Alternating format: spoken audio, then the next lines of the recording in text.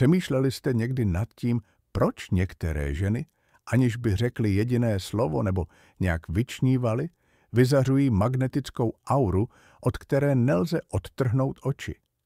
Není to kvůli jejich vzhledu, postavení nebo společenským dovednostem.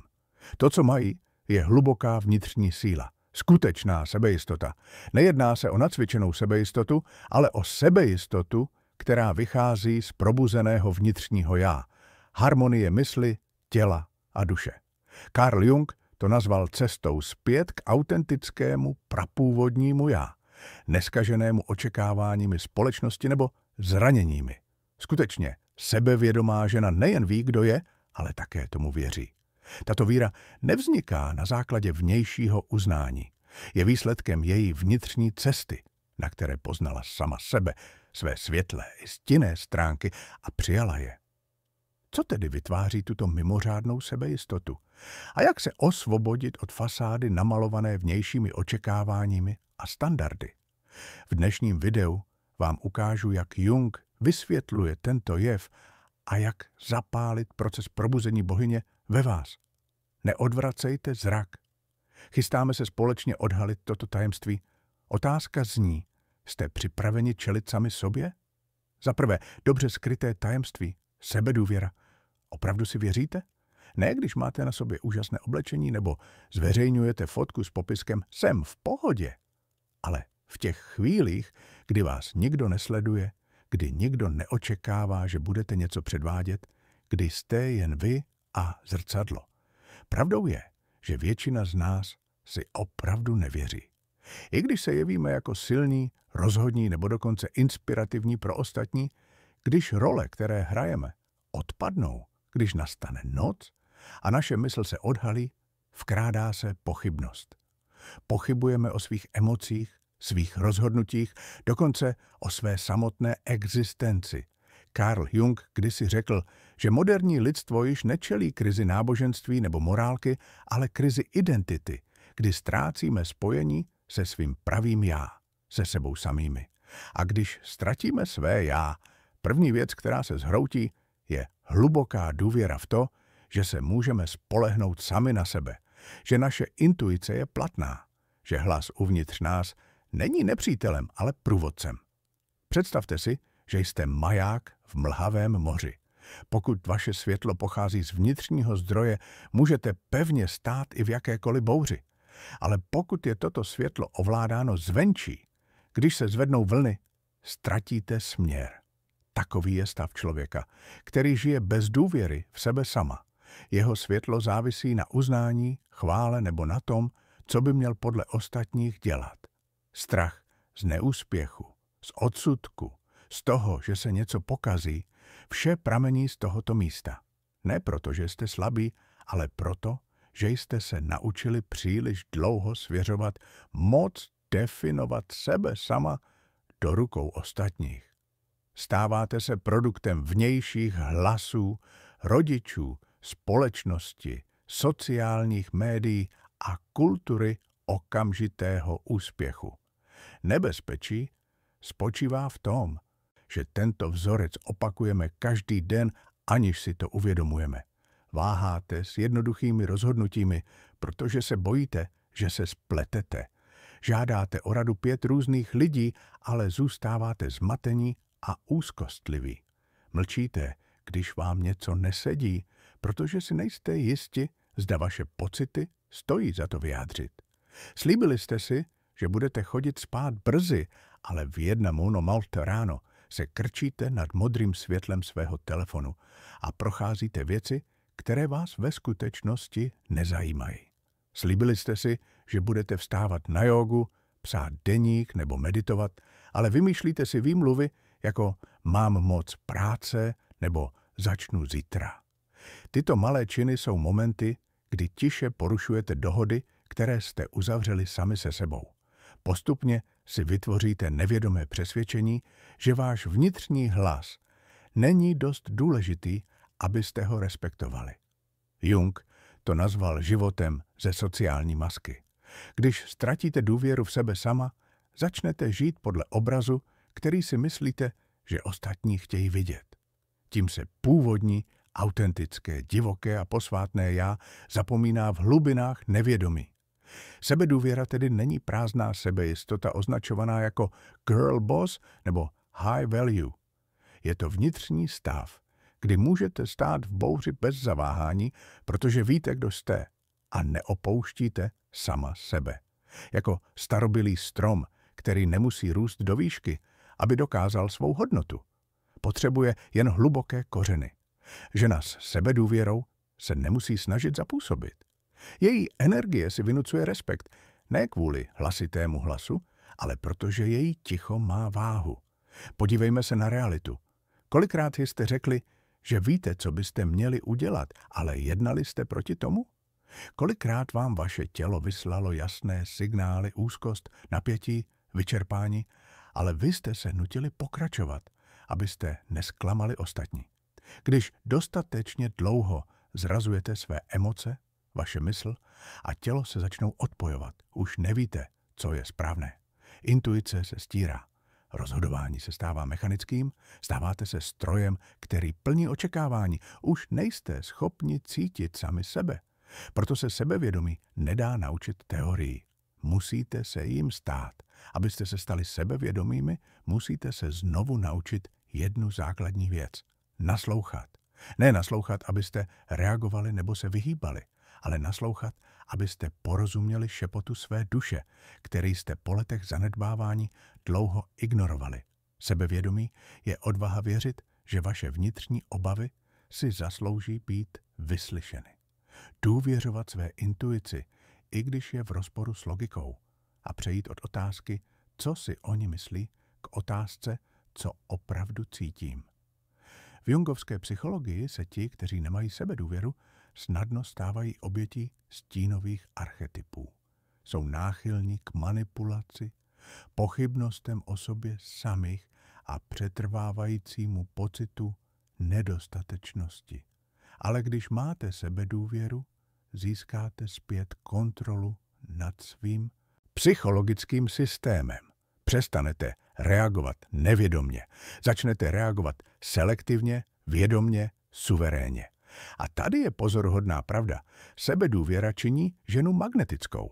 Ne v tom smyslu, že by byla svůdná, ale v tom smyslu, že vyzařuje přitažlivou auru. Sebedůvěra, jak naznačil Jung, není dovednost. Je to posvátný návrat k vyššímu, hlubšímu a pravdivějšímu já. Nikdo vám ji nemůže dát. Ale pokud jste ochotni projít strachem, lživými hlasy ve vaší mysli, nezahojenými ranami, dotknete se jí. Nechte tyto myšlenky chvíli usadit. Není třeba spěchat s jejich přijetím nebo odmítnutím. Nechte je ve vás přebývat jako semínko. A sledujte, co se ve vás začne hýbat. A když se sebedůvěra začne probouzet, i když jen jediným přikývnutím vašim pravým emocím nebo krokem zpět od starých očekávání, odhalíte nepopiratelnou pravdu. V každé ženě koexistují dvě energie. Jedna je jemným, ale silným voláním autentického já. Druhá je krvavým šepotem nezhojených ran. Otázka není, zda jste ženská. Otázka je, zda žijete z bohyně uvnitř sebe, nebo zda vás vedou vaše trhliny. Číslo 2. Rozdíl. Žena v energii bohyně versus žena v energii rány. V každé ženě koexistují dva typy ženské energie. Jedna vyživuje a vyzařuje. Druhá krvácí v tichosti. Jedna vás přibližuje k vašemu pravému já, druhá vás drží uvězněnou v obranné masce. Carl Jung je nenazýval ženskou energií, ale jeho teorie o anima, stínu a individuace jasně rozlišují mezi ženou, která se smířila se svým vnitřním světem, a ženou, kterou stále vede její zranění. Žena v energii bohyně není vždy jemná, poddajná nebo dokonalá. Naopak má specifickou tichou sílu. Je to hluboká přítomnost, díky které se v její společnosti cítíte bezpečně. Nesoutěží o pozornost, protože patří sama sobě. Pohybuje se s grácií někoho, kdo zná svou hodnotu, aniž by ji musel vykřikovat. Umí říct ne bez chvění, plakat bez studu a milovat, aniž by ztratila sama sebe. Prošla peklem svého vnitřního světa a vrátila se ne s záští, ale s porozuměním. Naproti tomu žena v energii zranění žije v reakci a obraně. Může působit oslnivě, ostře nebo hodnotně, ale uvnitř je to třesoucí se dívka, která se bojí opuštění, zrady nebo toho, že nebude vybrána. Potřebuje vnější uznání, aby se cítila hodná. Je citlivá na sebemenší odmítnutí, úzkostná, pokud jí někdo neodpoví na zprávu. Hluboko v podvědomí nosí mapu lásky spojenou s nezhojenými ranami. Jung tyto psychologické komplexy nazýval traumaty z dětství nebo minulými ranami. Nezmizí. Skrývají se v chování, slovech a rozhodnutích, která považujete za náhodná, ale jsou vyjádřením ran, které vyžadují, aby byly viděny a uzdraveny. Představte si dvě ženy, které vstupují na večírek. Jedna vpluje jako chladný vánek, nesnaží se upoutat pozornost, ale přesto od ní nemůžete odtrhnout oči. Její oči mluví k lidem. Její držení těla říká, jsem tady. Druhá je stejně krásná, nápadná, ale mírně napjatá. Její oči těkají a sledují, kdo se dívá. Její smích je trochu hlasitý, jako by toužila po pozornosti. Možná ten pocit nedokážete pojmenovat, ale cítíte ho. Jedna je přítomná, druhá předvádí. Žena s energií bohyně situaci neovládá. Cítí ji. Nesnaží se vést ostatní, ale její přítomnost je nutí zpomalit. V jungovském pojetí zahájila proces individuace, sjednocení ega a já, světla a stínu. Už není obětí archetypů, ale žije s nimi vědomně.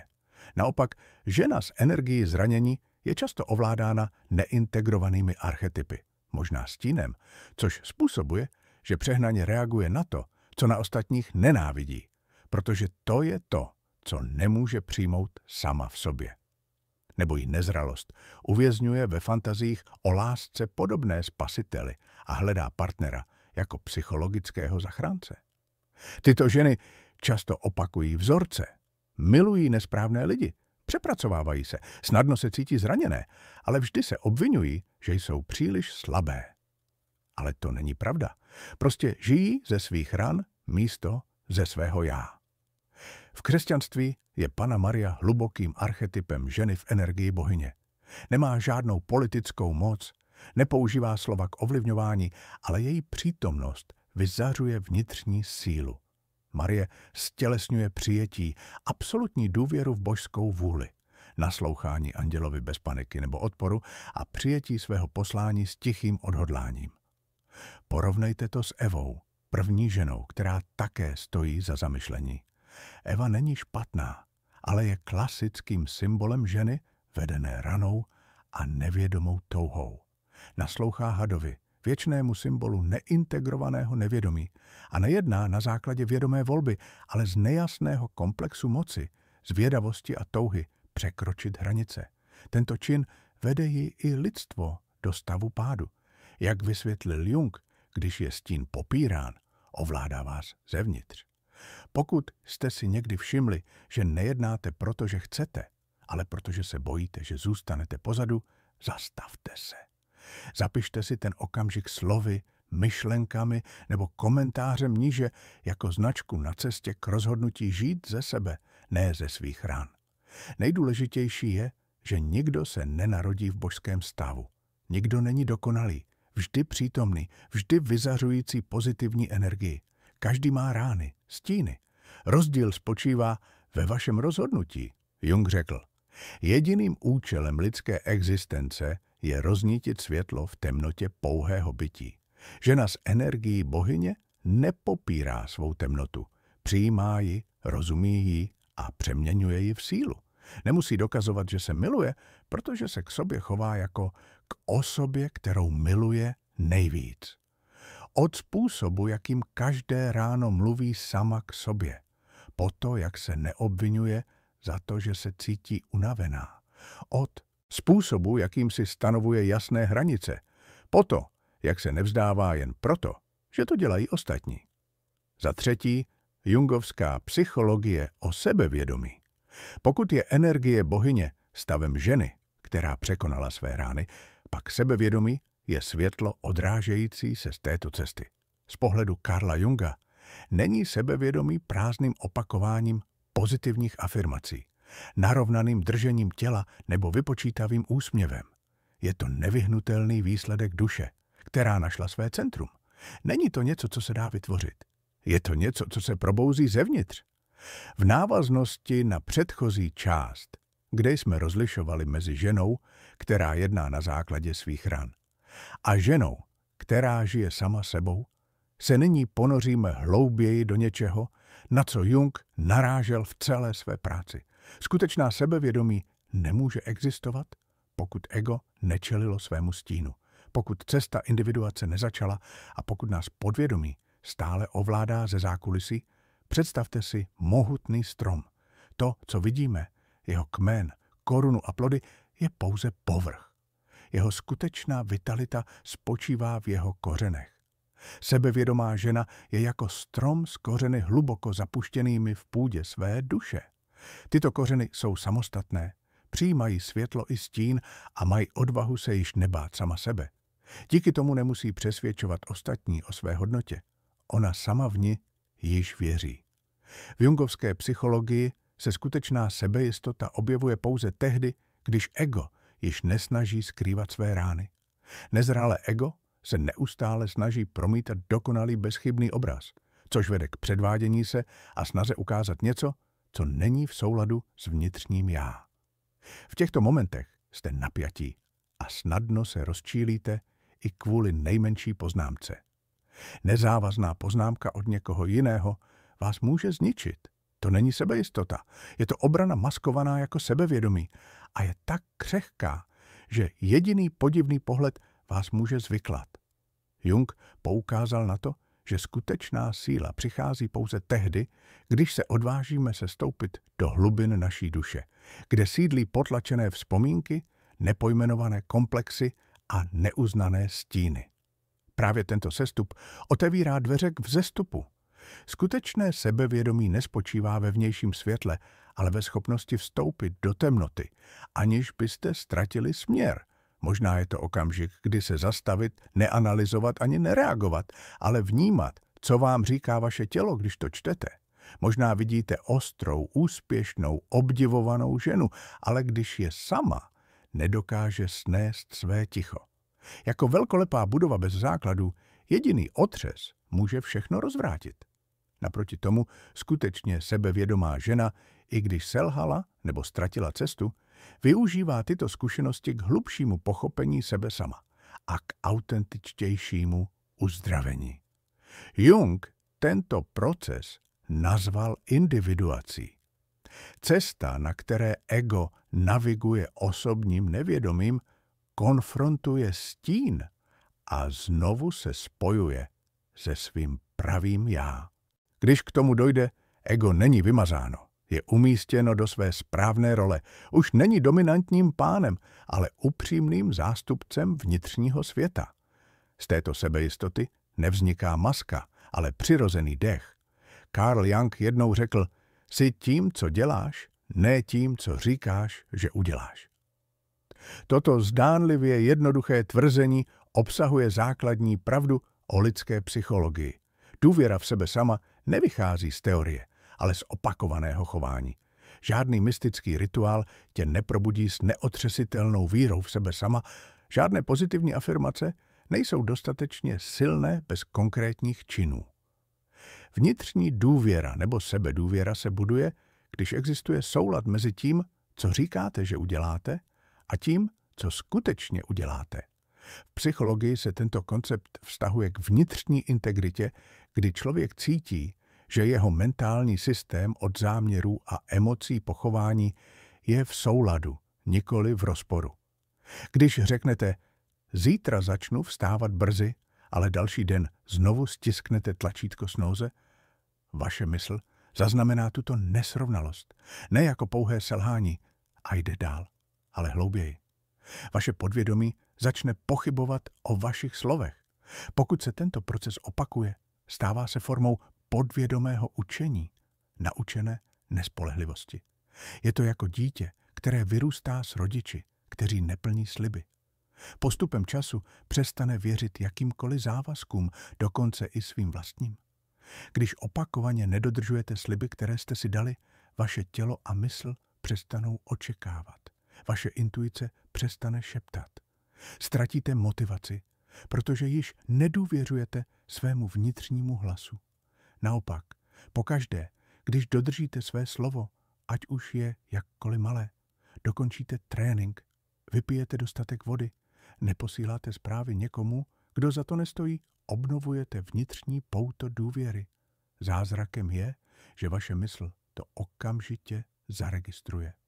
Studie chování ukazují, že opakované akce vytvářejí nové nervové cesty, které posilují pocit kontroly a konzistence. Když důsledně plníte své sliby, postupně pocítíte, že máte kontrolu nad svým životem, což posiluje vnitřní pocit bezpečí a nakonec i sebevědomí. Skutečná sebejistota tedy nevzniká z vnějšího uznání, ale z jistoty, že nezradíte sami sebe. Nepotřebujete, aby vám ostatní věřili, chválili vás nebo vás uznávali. Potřebujete jen vědět, že když řeknete, že něco uděláte, tak to také uděláte. To je nejpevnější základ sebejistoty, který se buduje každodenními malými opakovanými činy, nikoli velkými prohlášeními. Z pohledu behaviorální psychologie je dodržování slibů sobě samému podobné vytvoření systému, který se sám posiluje.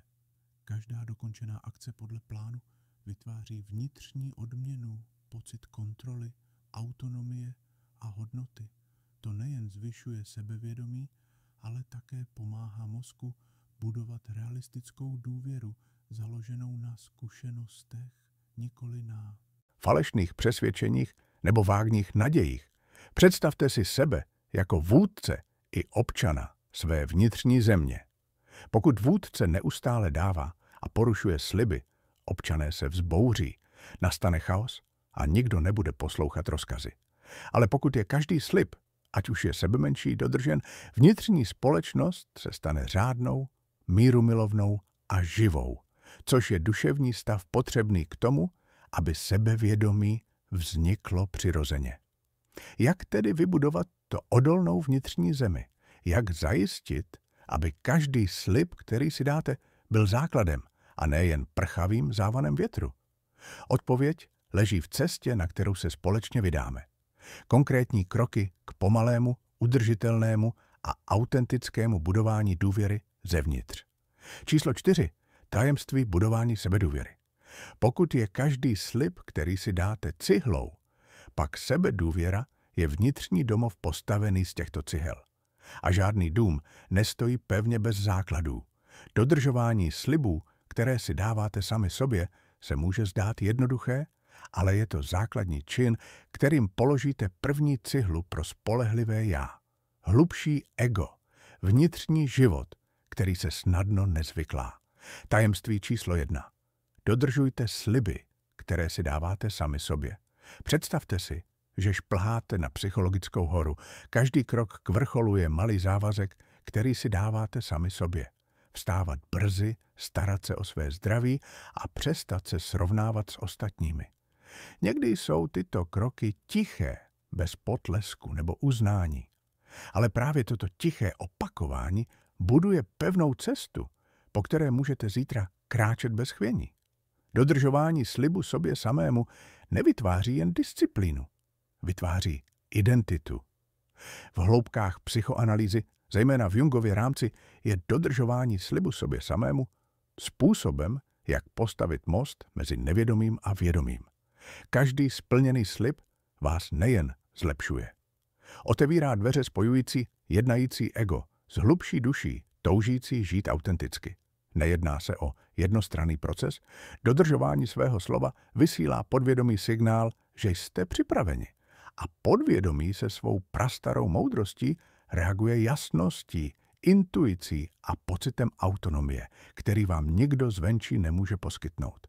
Žena, která touží být sebevědomější, ale opakovaně porušuje malé sliby, které si dala, jako je dodržování rozvrhu cvičení v posilovně, opuštění toxického vztahu nebo přestání se ponižovat před ostatními, může číst knihy o sebevědomí, sledovat videa a pilně si dělat poznámky, ale přesto se cítit nejistá. Je to proto, že všechny znalosti, které vstřebává, jsou jako prchavý vánek, pokud nejsou ukotveny v reálných činech. Sebevědomí, které hledá, není skryto daleko. Čeká v prvním slibu, který dá a dotáhne do konce. Kde tedy začít?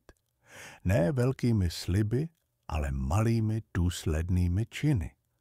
Níže je uvedeno konkrétní cvičení, které vám pomůže denně budovat základ. Sebevědomí. První cvičení. Vyberte si 3 jednoduché sliby, které si dáte na příštích 7 dní. Musí být malé, konkrétní a měřitelné. Například, pokud obvykle vstáváte pozdě v 8:00 nahl, nestanovujte si nereálný cíl vstávat v 5:30. Začněte s malými zvládnutelnými změnami, jako je vstávání v 7:00 5 dní v týdnu, psaní deníku po dobu 5 minut každý večer nebo vyhýbání se sociálním médiím po 2 Napište si tyto sliby na papír a umístěte je na místo, kde je budete denně vidět. Tím se vaše vágní záměry promění v konkrétní závazky vůči vašemu podvědomí. Další cvičení. Když splníte každý slib, označte si ho. Ale co je ještě důležitější, vnímejte ten jemný, ale silný pocit, že jste udělali to, co jste slibili. Tento pocit je signálem, který váš nervový systém a podvědomí registrují, aby obnovili vnitřní důvěru. Poslední a zásadní krok. Pokud jeden den selžete, netrestejte se. Pokračujte dál. Sebedůvěra není založena na dokonalosti, ale na vytrvalosti a upřímnosti. Pokaždé, když se rozhodnete nevzdat se, učíte své tělo a mysl, stojí za to se ke mně vracet. Po 7 dnech si můžete vybrat větší závazky nebo zachovat stejné 3 sliby a prohloubit jejich kvalitu. Pokud si například píšete deník, přidejte řádek popisující vaše emoce za daný den. Kousek po kousku rozšiřujete hranice sebevědomí ne velkými prohlášeními, ale malými opakovanými činy, které si zaslouží respekt. Tajemství číslo 2. Zdokonalte svou intuici. Jakmile začnete budovat základy tím, že dodržujete své sliby, můžete se cítit jistější a pevnější. Ale to je jen špička ledovce. Pod ní se skrývá nevyužitý zdroj prvotní moudrosti. Intuice. Pokud dodržování slibů vytváří důvěru, intuice je jemným kanálem komunikace mezi vámi a vaším hlubším já. Carl Jung věřil, že intuice je jednou ze 4 základních psychologických funkcí vedle vnímání, myšlení a cítění, ale moderní lidé ji téměř ztratili. Ne proto, že neexistuje, ale proto, že jsme zapomněli, jak ji poslouchat prostřednictvím svého těla. Intuice nemluví jazykem logiky. Nepřichází jako definitivní odpověď, ale jako slabý vánek, který se dotýká vaší kůže. Tíha na hrudi v blízkosti někoho nedůvěryhodného, nebo lehkost, která se šíří vaším tělem, když vstoupíte na místo, které vám připadá správné. Problém je v tom, že upřednostňujeme rozum a data a odsunujeme stranou tělo, které je úložištěm všech prožitých zkušeností a vzpomínek z našeho vnitřního dialogu. Jung tvrdil, že mnoho z toho, co nazýváme intuicí, je nevědomí, které posílá informace vědomí prostřednictvím tělesných věmů. Pokud jste někdy z podání ruky poznali, že někdo není důvěryhodný, nebo jste bez jasného důvodu pocítili nepříjemný pocit při vstupu do místnosti, je to intuice, která vám šeptá. Ale intuice, stejně jako každý vztah, roste pouze tehdy, když ji dostatečně posloucháte, aby vám důvěřovala, že ji znovu neignorujete. Abyste toho dosáhli, musíte se vrátit tam, kde sídlí, do svého těla. Ne jako do stroje, který je třeba naladit, ale jako do živé mapy, která vám každý den poskytuje vodítko. Zdokonalování intuice nevyžaduje, abyste se stali mystiky nebo osvícenci.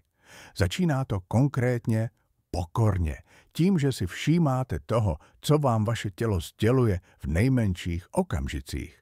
Například předtím, než se rozhodnete, místo abyste hledali více názorů, sedněte si na 3 minuty tiše. Položte si ruku na hruď, zhluboka dýchejte a zeptejte se, pokud se rozhodnu pro tuto možnost, jak se budu cítit v hrudi? Pokud cítíte v hrudi lehkost, v srdci teplo a v těle roztaženost, může to být správná volba. Pokud cítíte úzkost, uzel v žaludku nebo stuhlý krk, možná se nutíte do něčeho, co není v souladu s vaší vnitřní pravdou. Nejedná se o náhodné fyziologické reakce. Jsou to beze slov vyjádřené hlasy podvědomí, výsledek tisíců prožitých zkušeností uložených a zakódovaných v reflexech vašeho těla. Další jednoduché, ale účinné cvičení na 7 dní. Vyberte si každý den klidný okamžik. Vypněte všechny zvuky. Posaďte se a zeptejte se, co cítí moje tělo. Neanalyzujte, nesuďte, jen vnímejte. Napište jedno přídavné jméno. Postupem času začnete slyšet jasněji a jednoho dne na kritické křižovatce se nebudete muset ptát nikoho jiného. Budete to vědět, protože vaše tělo se stalo vaším důvěryhodným společníkem. Tajemství číslo 3. Stanovte hranice, abyste ochránili vnitřní důvěru. V tomto okamžiku se stane něco nevyhnutelného. Začnete si všímat toho, co vám škodí, věcí, které jste dříve přehlíželi. Ne proto, že by se svět najednou stal toxičtějším, ale proto, že jste přestali otupovat své vnímání, přestali předstírat, že je vše v pořádku, přestali ignorovat své vnitřní signály. A v tom okamžiku potřebujete něco zásadního, abyste toto probuzení ochránili. Hranice. Carl Jung nevnímal hranice jako sociální dovednost, ale jako duchovní čin. Podle něj každá interakce s vnějším světem odráží váš vnitřní vztah. Když dovolíte ostatním, aby vás opakovaně napadali, ponižovali nebo zranili, nejde jen o slabost. Je to jasný znak toho, že vaše vnitřní sebevědomí kolísá. A když se hranice rozpadají, zhroutí se i sebevědomí. Jak můžete věřit někomu, kdo nechrání sám sebe, i když tím někým jste vy? Představte si, že jste strážcem posvátného chrámu. Uvnitř toho chrámu je vaše intuice, jasnost, identita a sny. Pokud necháte kohokoliv vstoupit, vytvořit chaos, přinést manipulativní nebo vysilující energii, znesvěcujete ten posvátný prostor. Stanovení hranic není o odporu vůči ostatním. Je to o zachování vnitřní základny, kterou jste tak tvrdě budovali. V psychologii, zejména v terapiích souvisejících s traumatem, je nedostatek osobních hranic častým důsledkem pro ty, kteří v dětství utrpěli zranění sebevědomí. Vyrůstali v prostředí, kde byly hranice porušovány, nadměrně kontrolovány, jejich emoce ignorovány, nebo byli nuceni potěšit ostatní, aby byli milováni. Jako dospělí opakují tento vzorec, podléhají, snižují se, mlčí, snášejí to, jako by to byl jediný způsob, jak přežít. Jak tedy začít? Níže je uvedeno konkrétní praktické cvičení, jak denně procvičovat osobní hranice. Krok 1. Identifikujte 3 nedávné situace, po kterých jste se cítili vyčerpaní, nepohodlně nebo vyprázdnění. Zapište si je konkrétně. Kdo to byl? Kde? Jak jsem se cítil? Co jsem udělal nebo neudělal? To vám pomůže určit úniky energie, kde jsou porušovány vaše hranice. Krok 2. Od zítřka procvičujte mini hranice v malé situaci. Odmítněte hovor, když jste vyčerpaní. Neodpovídejte na zprávu okamžitě, když potřebujete prostor. Nebo jednoduše stlumte oznámení z pracovního skupinového chatu, když máte málo energie. Sledujte své tělo. Zpočátku můžete pociťovat úzkost, ale pokud to překonáte, vzbudí se ve vás nová vlna energie. Krok 3. Každý večer si zapište jednu akci, kterou jste toho dne podnikli na ochranu svých hranic. Nezáleží na tom, zda je velká nebo malá, prostě ji uznat. Dnes jsem se nenechala vtáhnout do lichocení. Nebo jednoduše řečeno, dnes jsem se neomlouvala za své emoce.